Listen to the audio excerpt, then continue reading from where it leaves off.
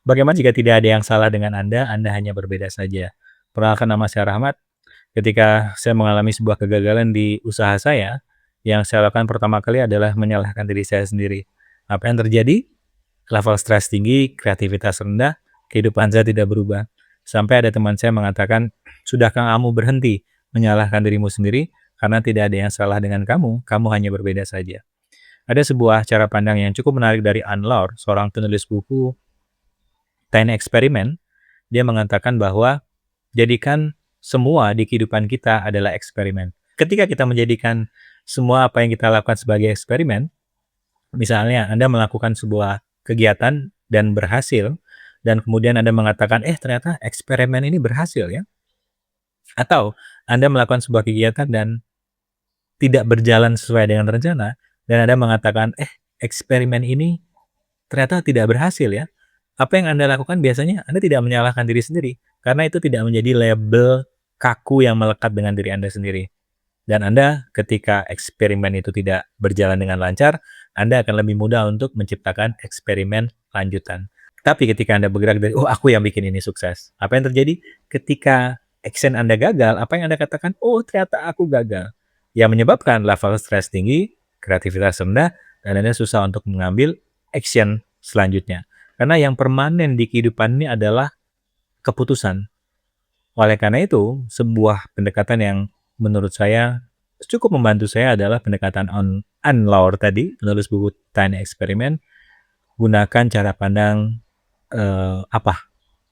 eksperimen yang bisa saya lakukan sekarang. Dan tentunya yang perlu kita sadari sama-sama, hati-hati ingin mengejar kesempurnaan. Karena kebanyakan orang ketika berkarya dan ingin mengejar kesempurnaan, yang biasanya mereka lakukan adalah menunda. Oleh karena itu, ada sebuah tips dan triks yang bisa Anda pertimbangkan ketika Anda menunda untuk berkarya. Karena biasanya Anda mengejar kesempurnaan, Anda bisa akses emosi yang sedang muncul di tubuh Anda. Biasanya apa sih? Orang-orang yang selalu menunda akibat ingin sempurna, karena mereka takut nanti karyanya bakal disukai atau divalidasi orang nggak sih? Artinya apa? Mereka takut tidak dicintai. Oleh karena itu, tips yang bisa Anda pertimbangkan, oke, aku lagi menunda, ternyata ada emosi di tubuh sebelah kiriku yang berkaitan mengenai takut tidak dicintai kalau karyaku ternyata tidak mendapatkan sambutan yang bagus. Terima kasih atas kehadiranmu. Rasa ingin dicintai dan ketakutan tidak dicintai sedang hadir. Kau bisa bersamaku selama yang kau mau. Nah, menariknya ketika ketakutan itu dihadirkan, ada rasa tenang, Anda bisa bernafas lega, level stres turun, kreativitas jadi naik. Dan Anda akan lebih mudah untuk mengambil action yang selanjutnya. Karena ini efek dari nervous system Anda.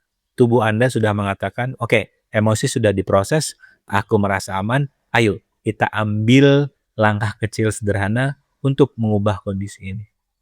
Oleh karena itu, saya penasaran, perubahan apa di kehidupan Anda ketika Anda berhenti menyalahkan diri Anda sendiri, karena tidak ada yang salah dengan Anda hanya berbeda saja, diikuti dengan menghadirkan emosi, dan langkah action kecil yang sederhana. Sampai ketemu di kesadaran-kesadaran berikutnya, kita simpan. Bye-bye.